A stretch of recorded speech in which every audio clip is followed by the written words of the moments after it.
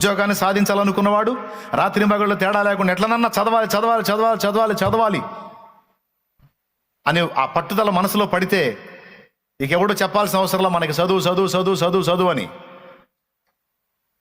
ఏ కొంచెం ఖాళీ దొరికినా సరే పుస్తకం ముందేసుకొని కూర్చొని స్టడీ చేయటం మొదలు పెడతాం. ఎందుకు? నేను అనుకున్నది రీచ్ అవ్వాలి, ఫలానా జాబ్ నేను కొట్టాలనుకున్నా కొట్టి తీరాలి. దేవునికి మహిమ కలుగును గాక. గ్రూప్ 1 గ్రూప్ 2 ఎందులో నువ్వు కొట్టాలనుకున్నావు, ఎందులో రీచ్ అవ్వాలనుకున్నావు, ఒకవేళ నువ్వు ఒక గురి పెట్టుకుంటావు, ఒక లక్ష్యం పెట్టుకుంటావు, నిజంగా నీ హృదయంలో నీ అంతటా నీకు అది పడిందనుకో, నేనన్నా నిలబడి నా కుటుంబాన్ని ఎక్కదీయాలి, నేనన్నా నిలబడి క్రైస్తవ సంఘంలో కొంతమందికి జరుగుతున్న అన్యాయానికి నేనన్నా సమాధానం చెప్పాలని నడుంగడితే ఇక నువ్వు చదువు, జాగ్రత్తగా ఉండు, క్యారెక్టర్ కాపాడుకో, సాక్ష్యం నిలబెట్టుకో, ఆకర్షణల వైపు వెళ్ళొద్దు, నీకు ఎవడు చెప్పే పని లేదు. ఓ అమ్మాయి, నీ మనసులో ఆ ఛాలెంజ్ పడింది అనుకో, అమ్మా నువ్వు అబ్బాయిల వైపు చూడొద్దని నీకు అమ్మ చెప్పాల్సిన అవసరంలా, మా అయ్య చెప్పాల్సిన అవసరంలా, నువ్వే చూడవు. ఎందుకంటే ఎటన్నా చూస్తే మళ్ళీ గురి పోయిద్దిగా, అనుకున్న ఛాలెంజ్ పోయిద్దిగా. ఆ ఛాలెంజ్ వదిలిపెట్టి కనపడ్డ ఆకర్షణ వైపు పరిగెత్తడానికి నువ్వు దద్దమ్మవి కాదుగా, నువ్వు పనికి మాలిన దానివి కాదుగా, నువ్వు వెధవవి కాదు కదా. అది ఎదవలు తిరుగుతారు, అట్లా దద్దమ్మలు తిరుగుతారు, పనికి మాలిన వాళ్ళు తిరుగుతారు. రోషము కసి పట్టుదల లేని పనికి మాలిన దద్దమ్మలు తిరుగుతారు గురిని వదిలిపెట్టి.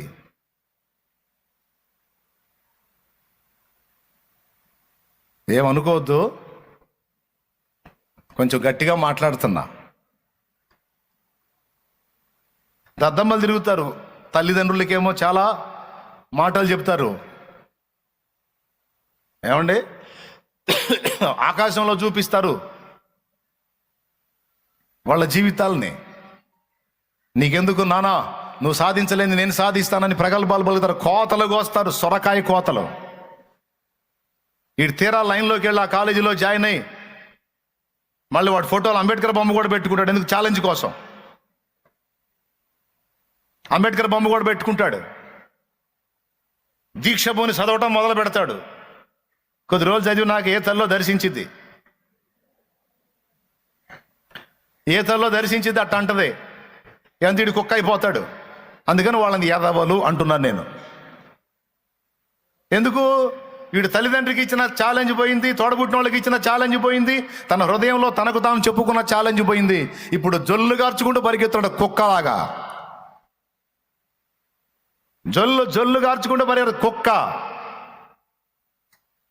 ఎటుపోయిందిరా నీ రోషం, ఎటుపోయిందిరా నీ పట్టుదల, ఎటుపోయిందిరా నీ గురి, ఎటుపోయిందిరా నీ దర్శనం, ఎటుపోయిందిరా నీ గమ్యం? రోషం లేనోడా,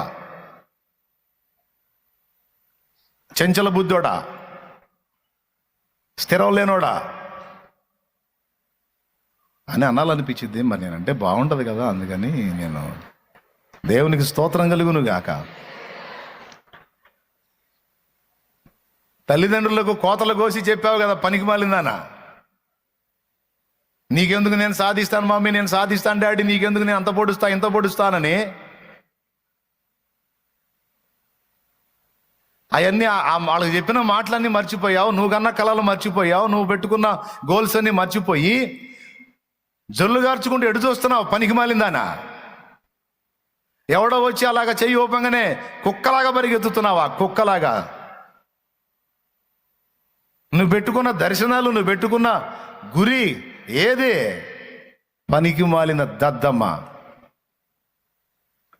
ఇంత ఎదవి ఎందుకు మాట్లాడావు, ఎదవ మాటలో ఇంత ఎదవి ఎందుకు మాట్లాడావు వాళ్ళతో ఎదవ మాటలో?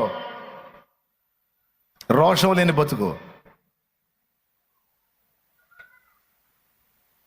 దేవుని దగ్గరకు వచ్చి కూడా కొంతమంది దేవునితో మాట్లాడతారు, నేను సాధిస్తానయ్యా, నేను అంత చేస్తానయ్యా, నేను ఇంత చేస్తానయ్యా, నేను అట్ట చేస్తానయ్యా, ఎట్ట చేస్తానయ్యా. చివరికి అవి కూడా కలిపేస్తారు. ఏవైనా కొన్ని ఆకర్షణలు, కొన్ని పాములు కనపడి అట్లా తోకోపగానే అవి కూడా పోతాయి కొంతమంది దరిద్రులకి.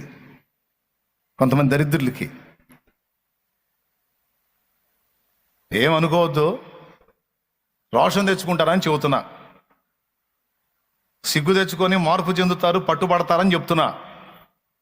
నిజంగా నీ గుండెల్లో దీక్ష సరైందైతే సరైన గురిని నువ్వు ఏర్పరచుకుంటే దాన్ని రీచ్ అయిన దాకా నిద్రపోకూడదు. పోవు.